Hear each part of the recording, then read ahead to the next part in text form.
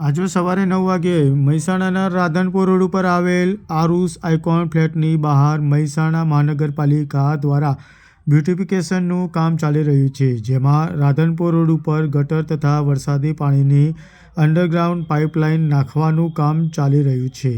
આ પાઇપલાઇનનું કામ અધૂરું હોવાથી વાહન ચાલકોને ભારે મુસીબતનો સામનો કરવો પડતો હોય છે, જેમાં આજરોજ સવારે 9 વાગ્યે પોદાર ઇન્ટરનેશનલ સ્કૂલની સ્કૂલ બસ ફસાઈ જતા સ્કૂલના બાળકોને ભારે મુસીબતનો સામનો કરવો પડ્યો હતો।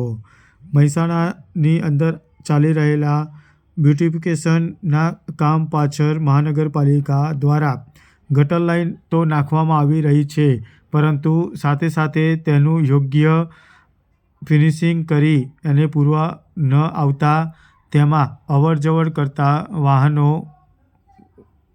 ફસાઈ જતા હોય તેવા દ્રશ્યો જોવા મળતા હોય છે। આજરોજ રાધનપુર રોડ ઉપર આવેલા આરુષ આઇકોન ફ્લેટની બહાર પોદાર ઇન્ટરનેશનલ સ્કૂલની બસ ફસાતા બાળકોને અન્ય બસોમાં જવાની ફરજ પડી હતી।